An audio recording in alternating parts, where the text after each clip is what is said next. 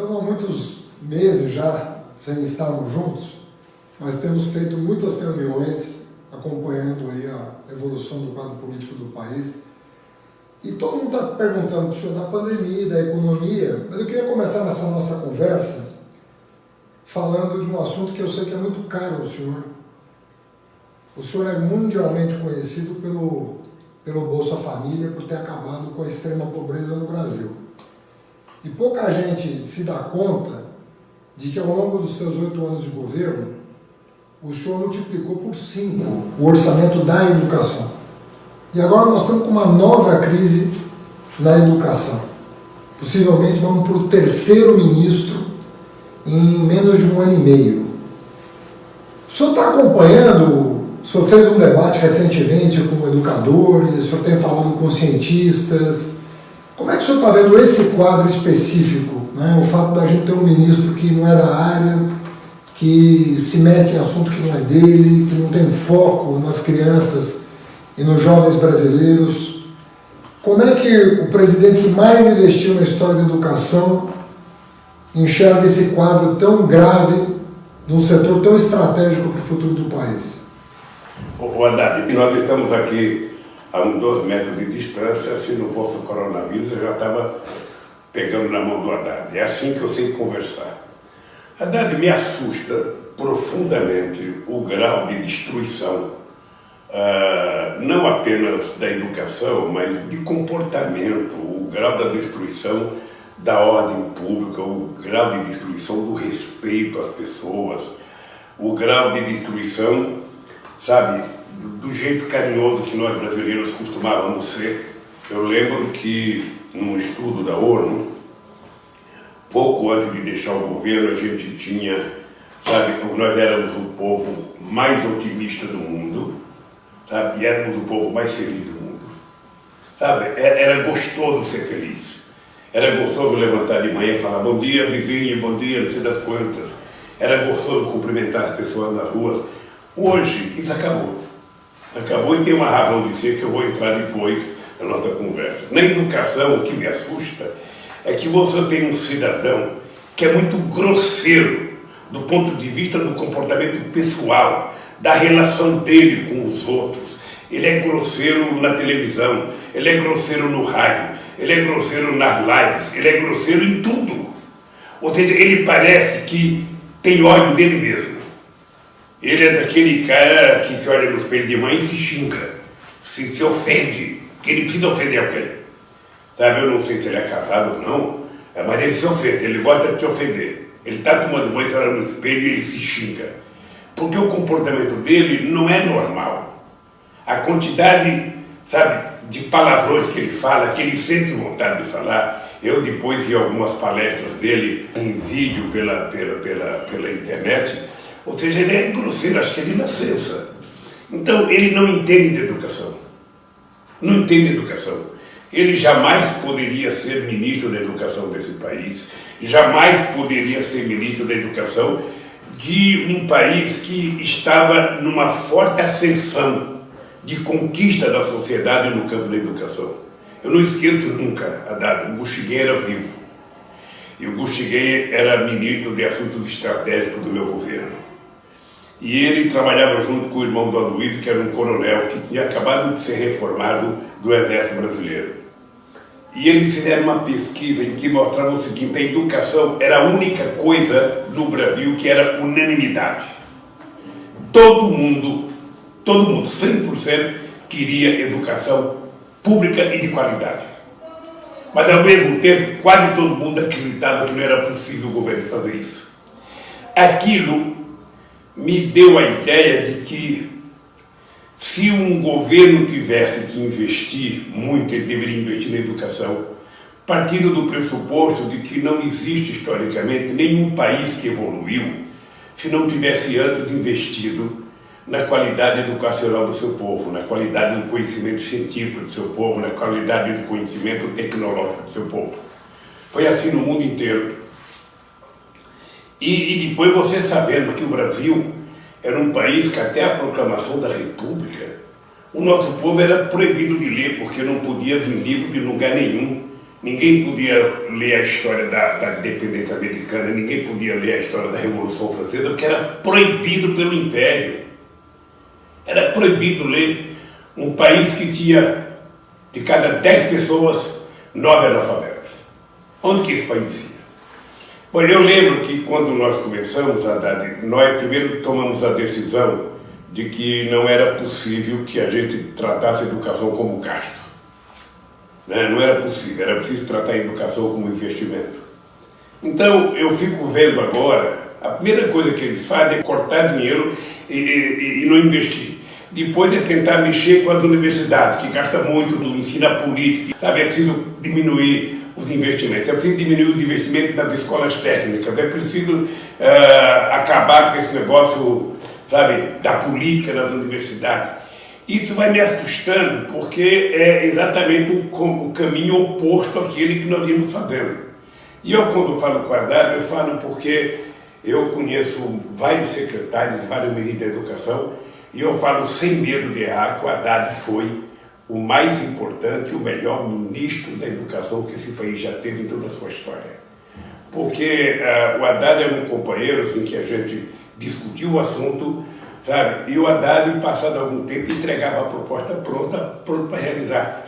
Se nós tivéssemos continuado no governo, Haddad, ou o modelo nosso tivesse continuado, possivelmente a gente já tivesse agora o dobro de alunos na universidade do que nós temos. Nós pegamos com 4, chegamos a 8, e se nós tivéssemos continuado, certamente já teríamos 12 ou mais milhões de alunos na universidade, porque nós passamos a gastar, sabe, uma coisa no investimento, ou seja, a gente não gastava pensando no orçamento, a gente gastava pensando no futuro do país. Ou seja, eu invisto numa indústria, eu invisto numa agricultura, eu invisto numa ponte, numa estrada, e o quanto é que eu invisto no ser humano? Investir no ser humano significa investir em muitas coisas, mas a primeira é a educação. E foi por isso que nós criamos o FIES, que eu lembro da discussão, sabe, como o governo ficava incomodado, que o pessoal da área econômica normalmente não gosta. O pessoal da área econômica, se dependesse dele, sentava em cima do dinheiro, porque o que eles querem mostrar é que não gastaram no final do ano. E o que a gente quer mostrar é o que a gente fez no final do ano. E eu lembro dos programas que nós fizemos, Haddad, eu sinto saudade, quando pensei em votar a ser candidato em 2018, eu tinha na cabeça de fazer uma outra revolução na educação. Era fazer mais do que nós fizemos, fazer mais na universidade, investir mais em ciência e tecnologia. A coisa que eu lembro, Haddad, foi você, o Sérgio Rezende e eu, sabe, participar numa reunião no final do nosso mandato, com todos os cientistas brasileiros, e nós fomos aplaudidos de pé, porque nós conseguimos realizar, na questão da ciência e tecnologia, uma coisa fantástica. Nós fizemos um pacto para a educação, colocamos 41 bilhões, quase tudo para a ciência e tecnologia, e nós conseguimos gastar todo o dinheiro, investir todo o dinheiro, porque não foi o ministro só que cuidou do dinheiro, foi a comunidade científica ajudou a gente a fazer os investimentos. Foi uma coisa fantástica, o Brasil ganhou muitas posições, sabe, em artigos científicos. Então quando vejo essa gente, eu tenho dó, porque me parece que nós fizemos a opção pelo mal, fizemos a opção pela coisa grosseira, fizemos a opção pelo ódio, fizemos a opção pela desesperança. Então, eu te confesso que eu fico muito sentido. Essa última que eles fizeram agora, de por decreto tentar eleger reitor, eu sinto saudade. O Haddad e eu fazíamos todo ano, sem nenhum problema, reuniões com todos os reitores das universidades brasileiras, dos IFET e das universidades federais.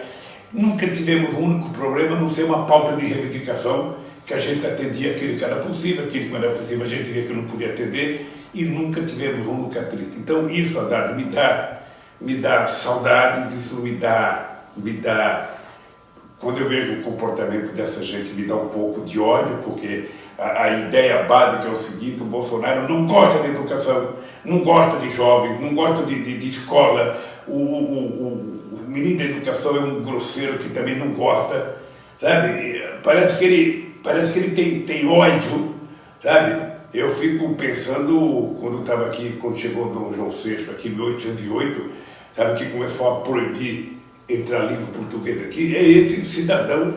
Esse cidadão é tão atrasado quanto o rei era em 1808. Ele não quer que as crianças aprendam. Ele não quer que se discuta os assuntos brasileiros. Ele quer mudar, inclusive, a história do Brasil agora. Ou seja, não houve ditadura militar no Brasil.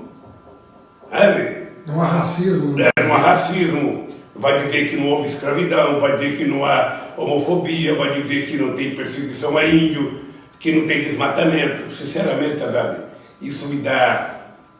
Não me dá ódio, não, me dá um pouco de nojo de ver como é que uma pessoa é tão rancorosa com a alegria, com o prazer, com a esperança, com o progresso. É por isso que eu fico muito nervoso. Deixa eu fazer uma pergunta para o senhor, presidente. O seu governo foi recordista em ampliar a vaga de creche para a escola. Foi recordista em aumentar a qualidade do ensino fundamental medido pelo IDEB. Toda escola tem um IDEB. No PISA, durante o seu governo, o Brasil foi o terceiro país que mais avançou no PISA, que é aquele exame internacional. O senhor foi recordista em abrir vaga em universidade e na pós-graduação saímos de 19º lugar para 13º lugar em produção de conhecimento novo. Sinceramente, o senhor acha que um governo no futuro tem condições de superar suas marcas? Sinceramente. Eu peço a Deus que tenha. O dia... Porque tem gente que acha que a gente faz críticas ao governo, que a gente é oposição. Não. Sabe, eu acho que o capitalismo avançou por conta da vitória do comunismo com a Revolução de 17, sabe? E por conta do resultado da Segunda Guerra Mundial. O capitalismo teve que avançar para mostrar mais serviço que o socialismo. Então eu fico pensando, se tudo que nós fizemos de mal foi motivar os nossos adversários a fazer mais do que nós, já alcancei o sucesso que eu precisava. Ou seja, o Brasil vai melhorar. Mas não. A tendência é piorar. Por que é piorar, Haddad? Talvez as pessoas não entendem, as pessoas possam achar que eu estou sendo grosseiro. Veja, por que a minha obsessão pela educação? E eu tinha essa obsessão porque eu queria que os filhos das pessoas mais pobres tivessem a chance de estudar.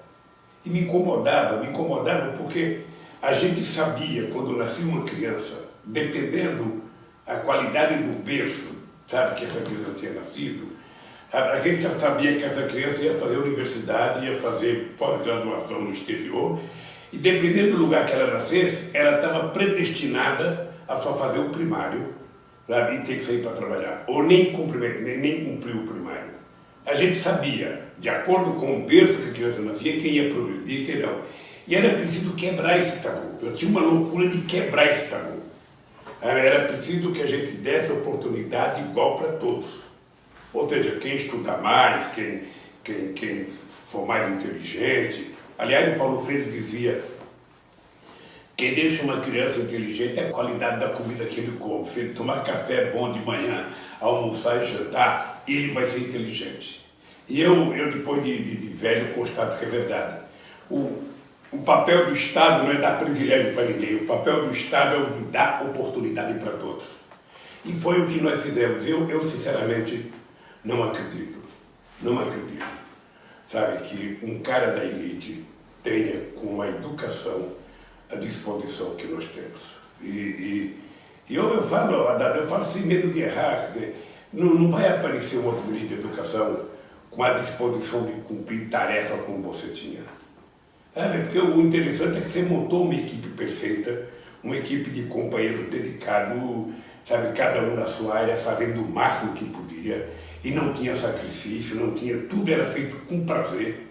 Tudo era feito com prazer. Eu lembro até que a Dilma tinha um pouco de ciúme de você quando ela era chefe da Casa Civil, porque você, o Guido Mantega, que o Sérgio Rezende ia conversar comigo e não passava por ela. Eu sei que ela ficava meia puta, ela falava: porra, eles estão passando sem conversar com a Casa Civil.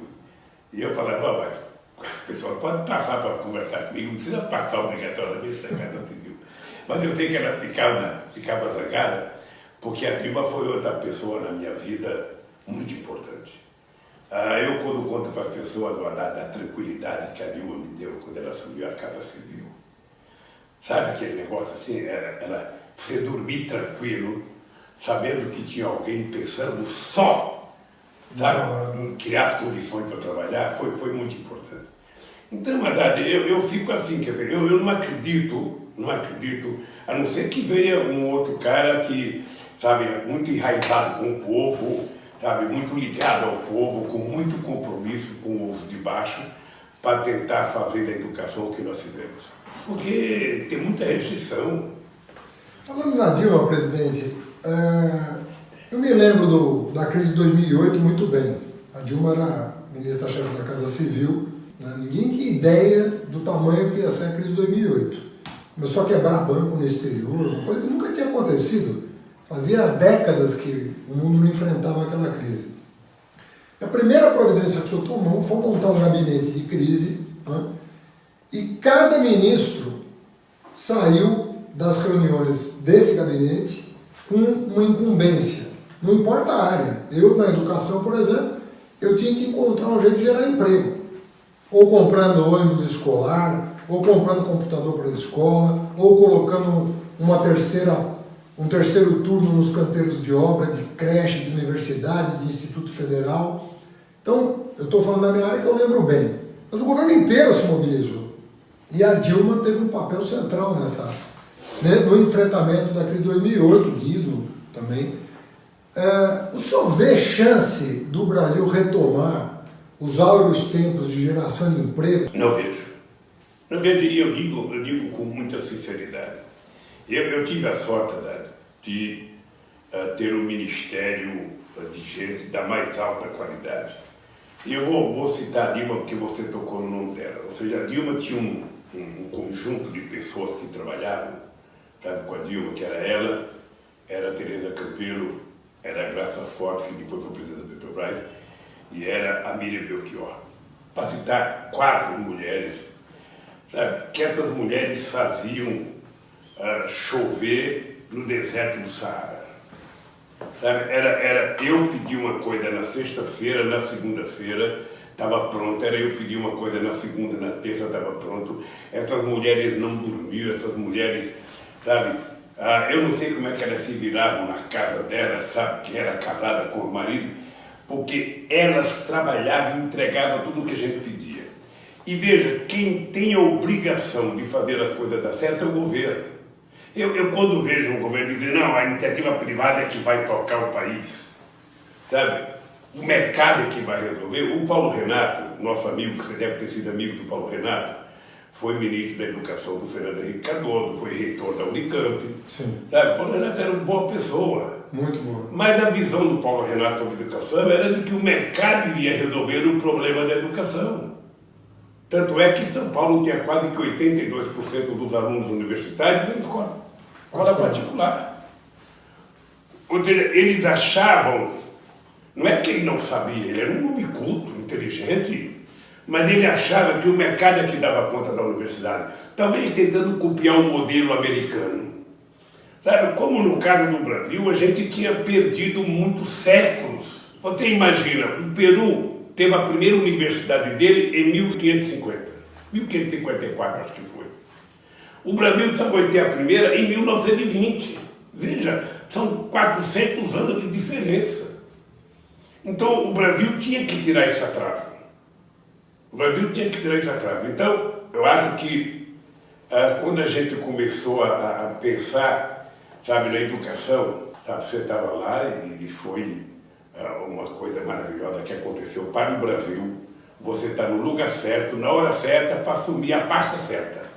Sabe? E por isso que deu certo. Então,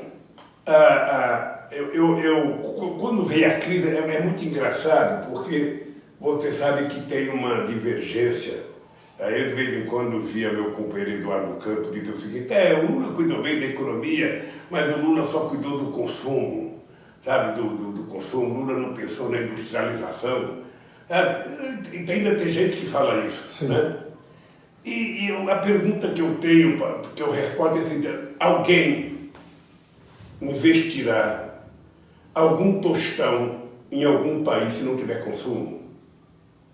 A primeira coisa que o empresário faz para investir num país como o Brasil é saber se tem poder aquisitivo para poder garantir a demanda do produto que ele vai fabricar. Se não tiver poder aquisitivo, se não tiver consumo, sabe, significa que não tem demanda. Se não tiver demanda, ninguém vai produzir para fazer estoque. Então, se você quiser... O carro-chefe é o consumo das famílias. Lógico. Ou seja, a minha tese é simples. De 10 reais a um pobre, ele vai pegar esse dinheiro, tá, e vai comprar coisa para levar para casa para comer.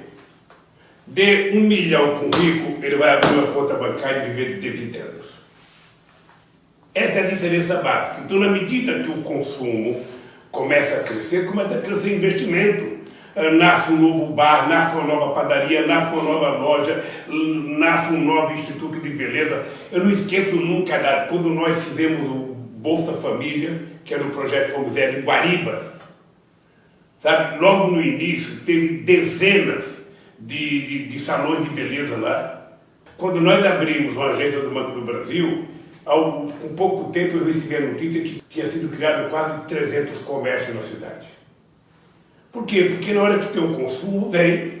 E eu comecei a pensar, se tem uma retração econômica, qual é o papel do Estado? É ficar dizendo que tem uma retração econômica, é ficar dizendo que vai aumentar a dívida, sabe, pública? Não, é fazer a economia crescer. Então o Estado tem o poder de utilizar o dinheiro do Tesouro para construir ativos que irão se transformar em coisas rentáveis no Brasil, em patrimônios rentáveis do Brasil. Não é uma coisa inútil. E o melhor ativo é o dinheiro na mão do povo. Por isso é que eu cunhei aquela frase de que, sabe, o pobre não é problema, o pobre é a solução.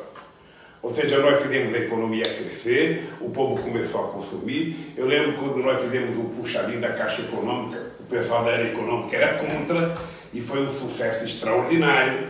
Né? Eu lembro que a economia começou a crescer porque o povo começou a ganhar mais. Começamos a dar aumento do salário mínimo, começamos a garantir ao pequeno produtor rural. Esse conjunto de pequenas políticas, eu estava num debate com a Dilma, com o Meirelles e com o Guido na Alemanha, em Frankfurt, sobre a questão do Brasil. E os três falaram antes de mim, e todo mundo só falava da macroeconomia. E eu falei, o que eu acho engraçado é que meus ministros vêm aqui, sabe, e não falam da única coisa que deu certo, que foi a microeconomia que fez a macroeconomia crescer. Ou seja, foi a quantidade de gente que teve acesso a dinheiro. E é por isso que a economia começou a dar certo. Ou seja, nós começamos a fazer com que o dinheiro circulasse, começamos a criar o crédito consignado, começamos a criar programa de ajuda ao empreendedorismo individual, ao pequeno produtor rural. Ou seja, nós, na verdade, nós demos um crédito ao povo brasileiro. E esse crédito, eu lembro quando nós fomos discutir o FIES, eu lembro de uma discussão de que, mas o governo não pode, nós não temos condições de financiar, não tem dinheiro. E nós falamos, o Estado financia, pô. Sim. O governo financia. Se o governo pode financiar o Gerdau a fazer uma fábrica nova, por que o governo não pode financiar um novo engenheiro, um novo médico, um novo, sabe, advogado? Por que não pode? E foi assim. Sim, presidente. Foi assim que o Brasil deu certo. É quando nós passamos a confiar no povo brasileiro, quando nós passamos a acreditar, sabe, que se o dinheiro circulasse entre a sociedade, a gente daria um salto de qualidade. Eu lembro, vou te contar mais uma história que é a indústria automobilística. Cada crise que vinha, a indústria automobilística vinha lá se queixar. E numa reunião eu falei o seguinte, vocês estão se queixando que não estão vendendo carro. Né? Agora é o seguinte, vocês querem que o governo reduza imposto? Quando é que vocês vão reduzir o preço de vocês? E quando é que vocês vão aumentar, sabe, o tempo de pagamento? Se o povo não está conseguindo comprar 24, passa para 40, passa para 50 meses. Reduz a taxa de juros no banco de vocês. Por que vocês não contribuem? Bom, o que aconteceu é que nós vendíamos 1.700.000 carros, passamos a vender 3 milhões e 800 mil carros por ano, e quando eu deixei a presidência, a estimativa dele era chegar a 6 milhões. Mas a primeira coisa, Haddad, é você acreditar no povo, você tem que acreditar. Eu, por exemplo, nessa crise do coronavírus, não é fácil você garantir que 80 milhões fiquem em casa recebendo dinheiro, não é fácil. Mas se você planejar corretamente, é possível. E no caso do Brasil, eu te confesso, eu vi esses dias a dívida americana está saltando de 109% para 139% do PIB. Né? Se tivesse feito antes, não teria morrido tanta gente como morreu. Aqui no Brasil, eu te confesso que eu teria rodado dinheiro novo, eu teria criado um fundo coronavírus para garantir que o povo ficasse em isolamento. Eu teria que garantir que o povo pudesse comer. Sabe, se o povo tiver dinheiro para comer, para almoçar, tomar café e jantar, e dos seus filhos poderem continuar estudando, esse povo não precisava ir trabalhar. Ele poderia ficar, sabe, só exercendo as atividades essenciais e cumprir o isolamento que é tão necessário. Então o governo tem que acreditar, e não pode ser o ministro da Economia que fala. Sabe, é a política que manda. Acontece que as decisões muitas vezes são eminentemente políticas e precisa de gente com expertise de conversar com a sociedade e convencer a sociedade das coisas boas. Então, Haddad, eu sinceramente acho que nós estamos na encalacrada que nós estamos hoje porque o governo não sabe gerenciar. Ele colocou para cuidar do meio ambiente quem não gosta do meio ambiente, para cuidar de índio quem não gosta de índio, para cuidar de direitos humanos quem não gosta de direitos humanos, para cuidar de educação quem não gosta de educação, sabe? Você não ouve desse governo uma palavra, sabe? Desenvolvimento, geração de emprego. O Guedes só sabe falar em privatização. Vendeu o Banco do Brasil. Ele quer o Banco do Brasil, ele quer acabar com o pré-sal, porque ele quer se desfazer, sabe, da questão da Petrobras. Ele precisa se desfazer e é a Petrobras que ele quer se desfazer. Ou seja, na medida que você não tenha nada para tomar conta, o que você vai governar nesse país? Para que governo? Contrata um gerente de banco para governar esse país? Ou seja, cadê os políticos? Cadê as pessoas que pensam? Cadê as pessoas que têm sensibilidade? Cadê as pessoas que estão preocupadas em cuidar do povo? Governar significa cuidar do povo. Presidente, deixa eu fazer uma pergunta para o senhor. Nós montamos cadastros muito robustos para fazer programas como Bolsa Família, por exemplo, que atendeu 12 milhões de famílias, 13 milhões de famílias.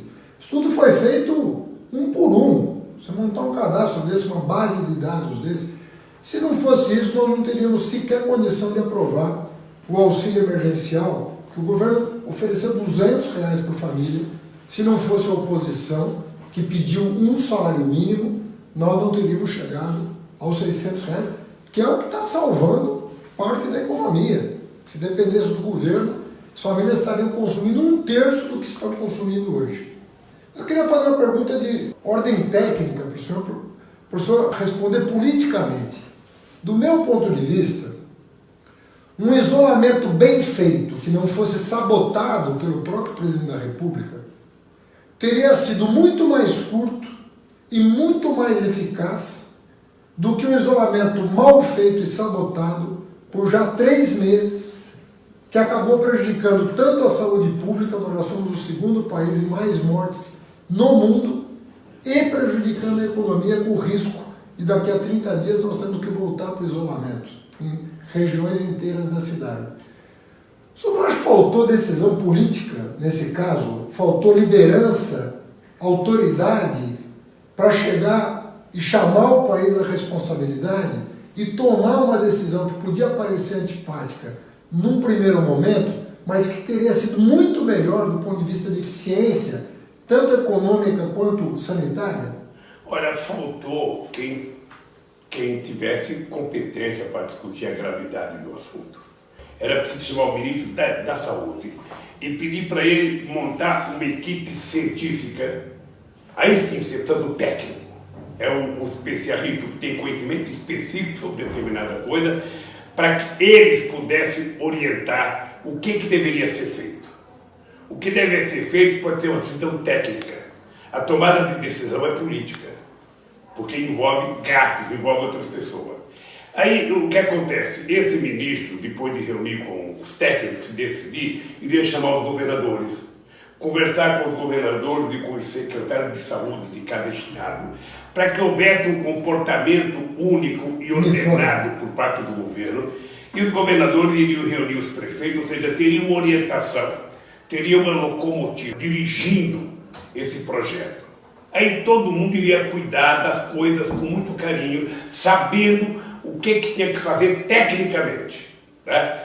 Aí você poderia canalizar o dinheiro, sabe, via governadores, via secretário da saúde. Ou seja, o que acontece é que esse governo não confia em ninguém. E o que acontece é que quando os governadores quiseram cuidar por conta própria dos seus doentes, o governo transformou os governadores em inimigos. E passou o governo a torcer para que os governadores fracassassem, a provocar, a fazer provocação, a incitar manifestações, a incitar, sabe, desobediência civil. Ou seja, hoje o que acontece? Passado 90 dias, a gente não tem uma coordenação de um problema gravíssimo. Eu vi que nesses dias aumentou para mais de 1.000 pessoas por dia. Ou seja, Haddad, a coisa é tão grave, que os Estados Unidos teve mais gente morrendo, sabe, por causa dessa crise, do que a guerra do Vietnã, que durou 20 anos, de 55 a 75. Matou mais gente. Pior é que está matando inocente, que está matando pessoas que precisam do Estado. Então o governo não agiu corretamente, não agiu. O governo passou a provocar, a ponto de colocar o ministro da Saúde, depois que ele tirou o primeiro-ministro, ele colocou o segundo. O segundo pode ser uma pessoa boa, eu não conheço pessoalmente, mas todas as aparições dele na televisão eram uma demonstração de que ele não entendia de saúde. Por quê? Porque ele se formou médico, ele virou um empresário de fundo de investimento na área da oncologia. Ele cuidava ele era um empresário, ele não era um médico. Ele acho que nunca tinha entrado numa UPA, ele nunca tinha entrado na UBS. Acho que ele nunca atendeu um cara ferido no pronto-socorro, sabe? Não era a lógica dele. E era visível nas entrevistas dele que ele não entendia o que estava falando, sabe? Mas o ator... Pasme. Aí tira esse segundo, que não sabia nada, e coloca um general, que não tem como especialidade saúde pública, que não tem como especialidade cuidar de pobre, cuidar de uma crise, de uma pandemia dessa. Ou seja, e esse general contratou mais 20, não sei o que, capitões, tenentes, que não são da área. Então o Brasil está há quase 70 dias sem ninguém especialista na saúde, cuidando da saúde. Veja as entrevistas deles para você perceber. Quando o Brasil tem o SUS, que provou, sabe, nessa emergência, que se tivesse colocado o dinheiro que tiraram do SUS para o SUS funcionar, o SUS estava salvando muito mais vidas do que está salvando. Demonstrou que é preciso o Estado. Somente o Estado é que tem condições de cuidar, sabe, de uma coisa universalizada. A privada pode cuidar do público seletivo, aquele que pode pagar. Mas quem é que tem competência para cuidar do todo? Somente o Estado.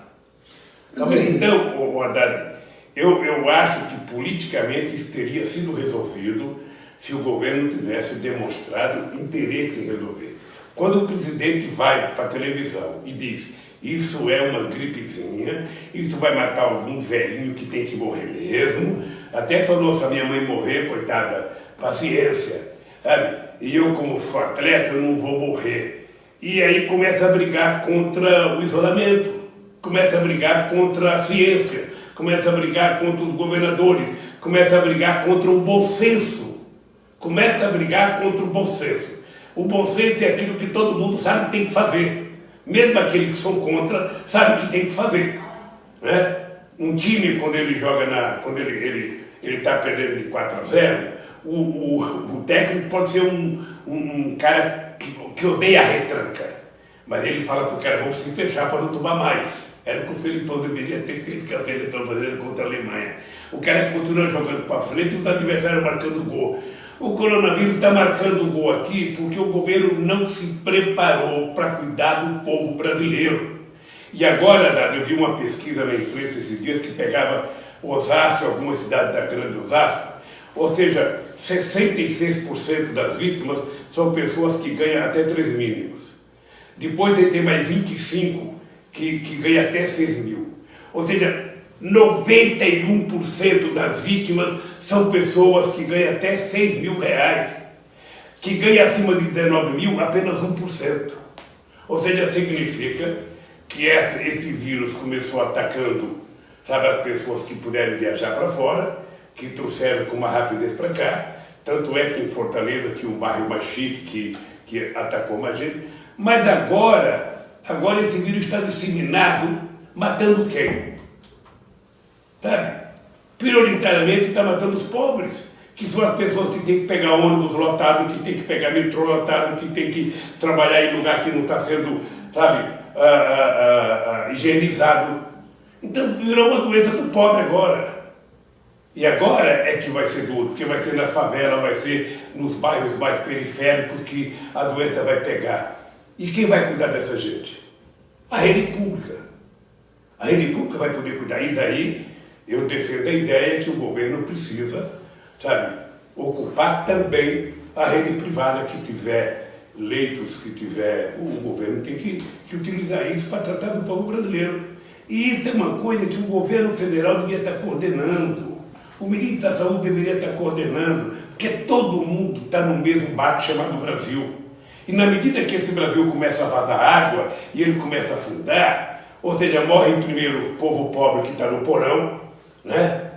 E depois vai atacando todo mundo. Quando ele afundar, vai todo mundo. Então o governo não tem essa mentalidade, o governo não quer cuidar. O governo poderia ter um toque de humildade.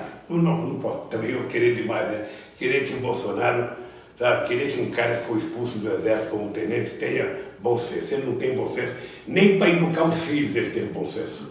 Porque os filhos dele não foram educados. Sinceramente, os moleques são mal educados, são pessoas agressivas e são pessoas que adoram trabalhar com mentiras. Me parece que eles adoram mentir. Parece que é a lógica da família Bolsonaro.